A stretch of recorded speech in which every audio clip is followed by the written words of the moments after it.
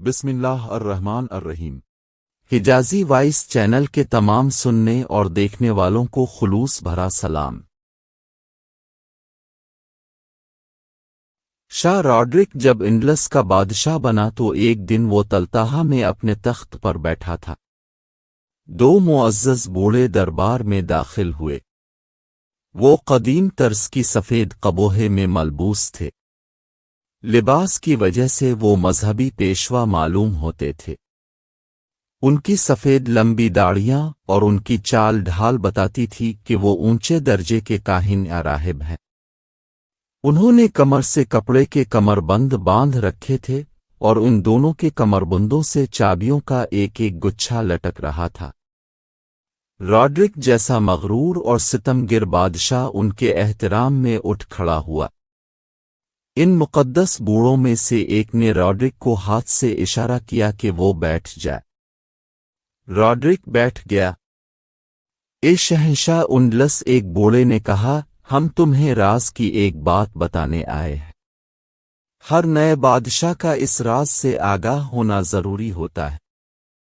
تم بھی تخت نشین ہوئے ہو، تمہارے قدم جم گئے ہیں، میں یہ راز سننے کو بیتاب ہوں۔ راڈرک نے کہا، مزید تمہید کی ضرورت نہیں ہونی چاہیے، زیادہ بے صبر نہ ہو بادشاہ۔ بوڑھے نے کہا، یہ راز سن کر بھی صبر کا دامن نہ چھوڑنا ورنہ پچھتاؤ گے۔ جب اس ملک میں ہرقل کی بادشاہی تھی تو اس نے آبنائے انڈلس میں ستون تعمیر کروائے تھے، اور پھر اس نے اس شہر تلتاہا کے باہر ایک بہت چوڑا برج بھی تعمیر کروایا تھا۔ اس میں اس نے کوئی جادو اور سحر چھوڑ دیا تھا۔ اس برج کا ایک ہی دروازہ ہے جو لوہے کا ہے، اور یہ دروازہ بہت مضبوط ہے۔ اس نے اپنے ہاتھوں سے تالا لگایا تھا۔ اس نے کہا کہ انڈلس کے ہر نئے بادشاہ پر لازم ہے کہ وہ تخت نشینی کے کچھ عرصہ بعد اس آہنی دروازے پر ایک تالا لگا کر چابی ہمیں دے دے۔ بوڑھے نے راڈرک کو چابیوں کے گچھے دکھاتے ہوئے کہا، یہ ان تالوں کی چابیاں ہیں جو ہرقل کے بعد اور تم سے پہلے کے بادشاہوں نے برج کے آہنی دروازے کو لگائے تھے۔ اب تمہاری باری ہے، دروازے پر اپنا تالا لگا دو، ہم کسی دن آ کر چابی لے جائیں گے۔ میں نے یہ برج دیکھا ہے۔ راڈرک نے کہا، میں اسے کوئی قدیم عمارت سمجھتا رہا ہوں، کیا تم دونوں اس برج میں رہتے ہو؟ نہیں اے شاہ انڈلس، بوڑھے نے کہا، ہم دور سے آئے ہیں۔ یہ چابیاں ہمیں ہمارے باپ دادا دے گئے ہیں۔ اس برج کی حفاظت ہمارے خاندان کی ذمہ داری ہے۔ یہ ذمہ داری ہماری آنے والی نسلیں پوری کرتی رہیں گی۔ کیوں نہ میں تمہاری یہ ذمہ داری میں ختم کر دوں؟ راڈرک نے کہا، اے بادشاہ، دوسرے بوڑھے نے کہا، ہم دونوں کو اپنی رعایا نہ سمجھ، اگر تیرا ارادہ برج کا دروازہ کھولنے کا ہے تو سن لے کے تو پچھتائے گا، بہت برے انجام کو پہنچے گا۔ ایسے بادشاہوں گزرے ہیں جنہوں نے یہ دروازہ کھولا تھا، کسی بوڑھے داستان گو کو بلا کر پوچھ کر ان کا انجام کتنا بھیانک ہوا تھا۔ جولیس سیزر سے بڑھ کر جابر اور زبردست بادشاہ کون تھا؟ اس نے بھی اس دروازے کو کھولنے کی کوشش نہیں کی تھی۔ ہم جا رہے ہیں، خبردار رہنا بادشاہ، ہم حقیقت حال بیان کر چلے ہیں۔ کچھ دنوں بعد ہم اس تالے کی چابی لینے آئیں گے جو تو اس دروازے کو لگائے گا۔ یہ کہہ کر دونوں بوڑھے چلے گئے۔ ہرقل روم کا ایک بہت بڑا بادشاہ گزرا تھا جس کی حکومت نبی سے بھی پہلے موجود تھی۔ ہرقل علم نجوم کا ماہر تھا اور آسمانی کتاب انجیل کا علم بھی جانتا تھا۔ راڈرک نے کہا، اگر راڈرک اس ملک کا شہنشاہ ہے تو اس ملک کا کوئی راز اس سے پوشیدہ نہیں رہے گا۔ دونوں بوڑھوں کے جانے کے بعد راڈرک نے اعلان کیا، میں اس برج کو تالا نہیں لگاؤں گا، میں تمام تالے توڑ کر اور دروازہ کھول کر دیکھوں گا کہ اندر کیا ہے۔ گستاخی معاف شہنشاہ، ایک مشیر بولا، ہم میں سے کسی کو بھی شک نہیں کہ شہنشاہ کی دلیری اور بے خوفی ضرب المثل بن چکی ہے۔ لیکن شہنشاہ کو خطروں سے بچانا ہمارا فرض ہے۔ بڑے راہب کہہ گئے ہیں کہ ہرقل نے برج کے اندر کوئی سحر کوئی جادو چھوڑا تھا۔ کوئی انسان جادو کا مقابلہ نہیں کر سکتا۔ میں شہنشاہ سے درخواست کرتا ہوں کہ برج کے آہنی دروازے پر تالا لگا دیں، پھر اسے بھول جائے۔ پھر مجھے شہنشاہ کہنا چھوڑ دو، راڈرک نے کہا۔ یہ زمین میری ہے، اس کا ہر راز میرا ہے۔ میں نے پہلے کبھی اس برج کی طرف دھیان نہیں دیا تھا۔ اب میں یوں محسوس کرنے لگا ہوں جیسے یہ پراسرار برج میرے سینے پر کھڑا ہے۔ شہنشاہ راڈرک، بشپ نے اٹھ کر کہا، انڈلس، فرانس اور جرمنی کے پہاڑ بھی راڈرک کا نام سنتے ہیں تو کانپ جاتے ہیں، لیکن کچھ پراسرار قوتیں ہوتی ہیں جن کے آگے انسان بے بس ہوتا ہے۔ اگر شہنشاہ مجھے اپنا مذہبی پیشوا مانتے ہیں تو مجھے اس حق سے محروم نہ کریں کہ میں شہنشاہ کو برج کے اندر جانے سے روکوں۔ ہرقل مجھ جیسا بادشاہ تھا، راڈرک نے کہا۔ اگر اس نے کوئی پراسرار طاقت برج میں بند کی تھی تو یہ اس کے قبضے میں تھی۔ میں اسے اپنے قبضے میں لے سکتا ہوں۔ اس نے درباریوں پر مسکراتے ہوئے نگاہیں دوڑائیں اور طنزیہ لہجے میں بولا، بزدلو، اس برج میں رومیوں نے خزانہ بند کیا تھا۔ وہاں بیش قیمت ہیرے اور جواہرات ہوں گے۔ وہاں خطرہ صرف یہ ہوگا کہ بڑے زہریلے سانپ ہوں گے یا کوبرا سانپوں کا جوڑا ہوگا۔ تم میں کتنے بہادر ہیں جو اس برج کا راز فاش کرنے میں میرا ساتھ دو گے؟ اس نے اپنے جرنیلوں کی طرف دیکھا جو دربار میں موجود تھے۔ وہ شہنشاہ کی نظروں میں بزدل نہیں بننا چاہتے تھے۔ وہ اٹھ کھڑے ہوئے۔ سب نے باری باری کہا، میں شہنشاہ کا ساتھ دوں گا۔ جن مورخوں نے یہ واقعہ لکھا ہے وہ لکھتے ہیں کہ راڈرک کو مشیروں، بڑے پادریوں اور افراد خانہ نے بھی روکا، لیکن اس نے کسی کی نہ سنی اور 3-4 دنوں بعد وہ جنگی لباس میں برج تک جا پہنچا۔ اس کے ساتھ وہ 3-4 جرنیل تھے جنہوں نے کئی جنگوں میں غیر معمولی بہادری اور جارحیت میں نام پیدا کیا تھا۔ اس کے ساتھ اپنے محافظ دستے کے منتخب گیوڑ سوار تھے اور تالے توڑنے کے لیے لوہار بھی ساتھ تھے۔ برج ایک چوڑی چٹان پر کھڑا تھا۔ اس کے ارد گرد عمودی چٹانیں تھیں جن کی بلندی برج سے زیادہ تھی۔ یوں معلوم ہوتا تھا جیسے ان عمودی چٹانوں نے برج کو تھام رکھا ہو۔ برج سنگے مرمر کا بنایا گیا تھا۔ خوبصورتی کے لیے کہیں کہیں دھات کے ٹکڑے جڑے گئے تھے جو روشنی میں چمکتے تھے۔ اندر جانے کا راستہ دراصل سرنگ تھی جو چٹان میں سے کاٹی گئی تھی۔ یہ اتنی چوڑی اور اونچی تھی کہ گھوڑے پر سوار ہو کر اس میں سے گزرا جا سکتا تھا۔ اس کے آگے لوہے کا بڑا ہی مضبوط دروازہ تھا جسے بہت سے تالے لگے ہوئے تھے۔ تالے زنگ آلود تھے۔ یہ ہرقل سے ویٹزا تک کے لگائے ہوئے تالے تھے۔ دونوں بوڑھے راہب جو راڈرک کے دربار میں گئے تھے وہاں کھڑے تھے، ایک دروازے کے ایک طرف دوسرا دوسری طرف۔ ہم تمہیں آخری بار خبردار کرتے ہیں، ایک بوڑھے نے کہا، ان سے چابیاں چھین لو۔ راڈرک نے حکم دیا، اور تمام تالے کھول دو۔ قوی ہیکل آدمیوں کے آگے بوڑھے مزاحمت نہ کر سکے۔ ان سے چابیاں چھین لی گئیں۔ تالے بے شمار تھے، زنگ آلود بھی تھے، اور یہ بھی پتہ نہیں چلتا تھا کہ کون سی چابی کس تالے کی ہے۔ سارا دن تالے کھولنے کی کوشش ہوتی رہی۔ سورج غروب ہونے سے کچھ دیر پہلے تمام تالے کھل گئے اور آہنی دروازہ بھی کھل گیا۔ راڈرک اندر چلا گیا۔ جرنیل اور چند ایک محافظ اس کے پیچھے گئے۔ آگے بڑا کشادہ حال تھا۔ اس کا ایک دروازہ اور بھی تھا جو کسی کمرے میں کھلتا تھا۔ اس دروازے کے باہر ایک بہت بڑا انسانی بت کھڑا تھا جو کانسی کا بنا ہوا تھا۔ اس کے ایک ہاتھ میں گرز تھا۔ عجوبہ یہ تھا کہ بت اس گرز کو اوپر نیچے گھومتا اور زمین پر مار رہا تھا۔ بت کی چھاتی پر اندلسی زبان میں لکھا تھا، میں اپنا فرض ادا کر رہا ہوں، میں غلط نیت سے نہیں آیا۔ راڈرک نے بت سے کہا، किसी चीज को हाथ नहीं लगाऊंगा।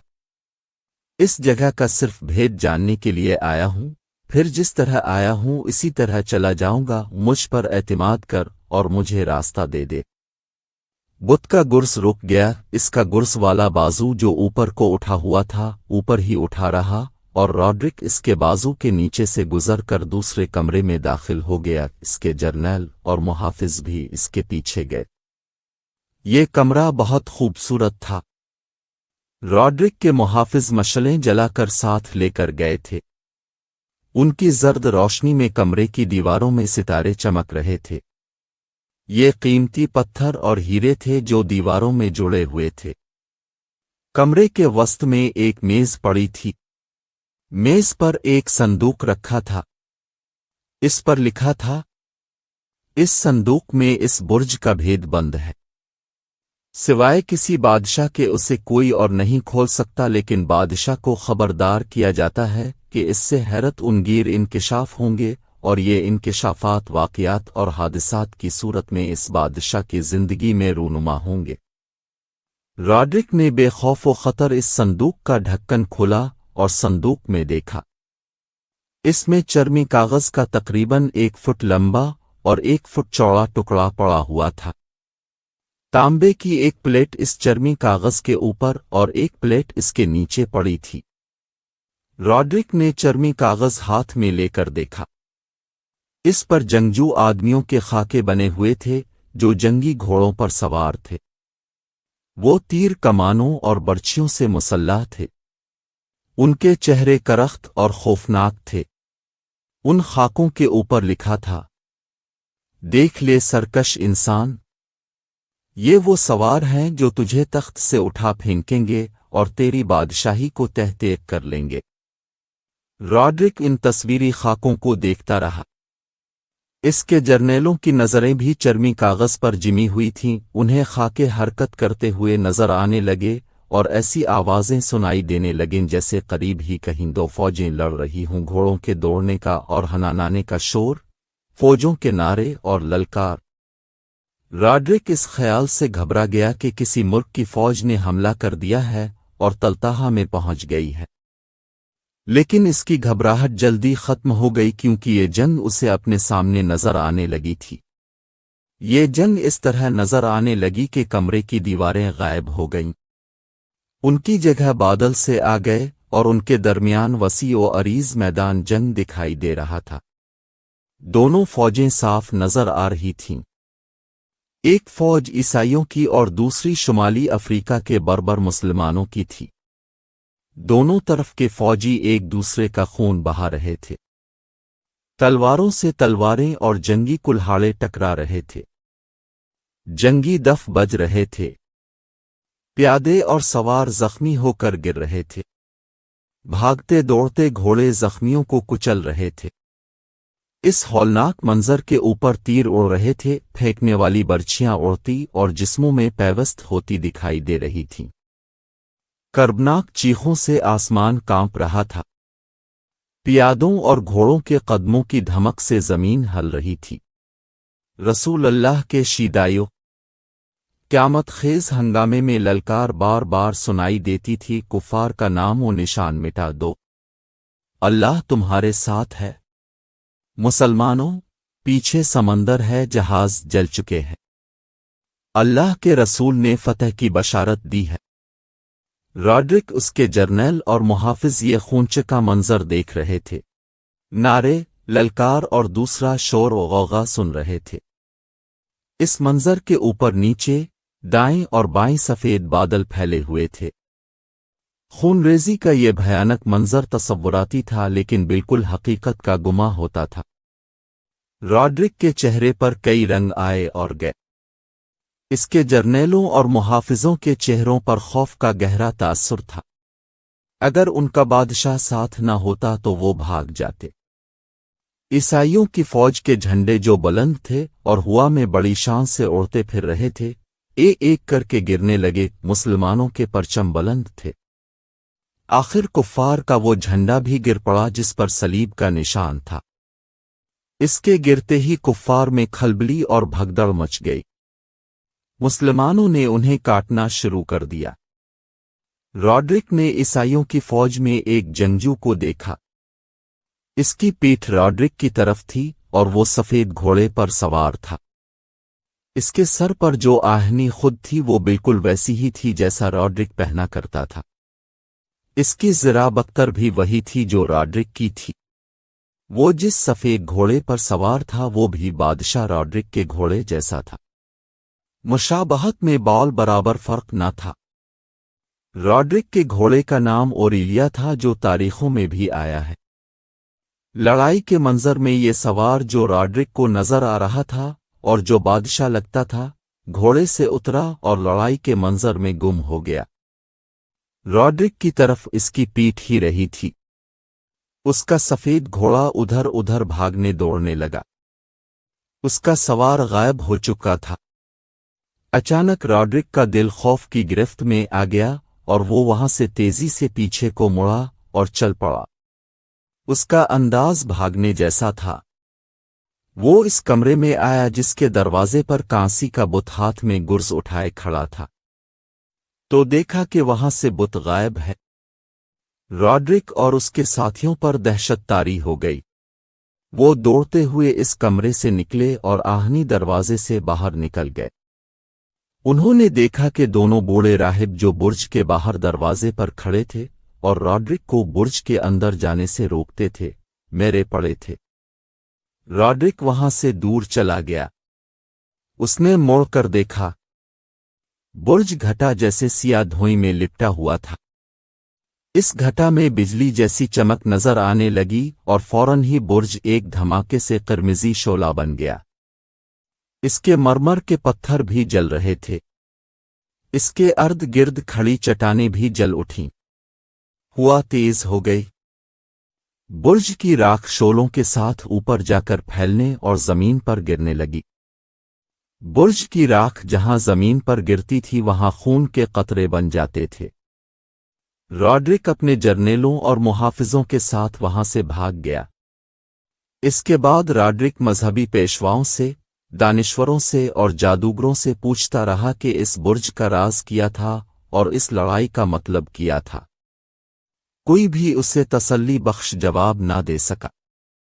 हर कोई इसकी बहादुरी की तारीफ करता और इसे दुश्मन पर फतह का मुजदा सुनाता था। सिर्फ एक जादूगर ने उसे जरा साफ सी बात कह दी, शहंशाह को मोहतात रहना चाहिए। जब शहंशाह रॉड्रिक अपनी 1,00,000 फौज लेकर 15,000 बर्बरियों के खिलाफ लड़ने गया तो इस फौज से सिर्फ चंद 100 सिपाही जिंदा भाग कर वापस पहुंचे। किसी को भी रॉड्रिक की खबर नहीं थी। तारिक बिन जियाद ने मैदान जंग में रॉड्रिक को कत्ल कर दिया और यूं हिरकिल के इस बुर्ज का राज उंडलस पर मुसलमानों के कब्जे अपने अंजाम को पहुंचा।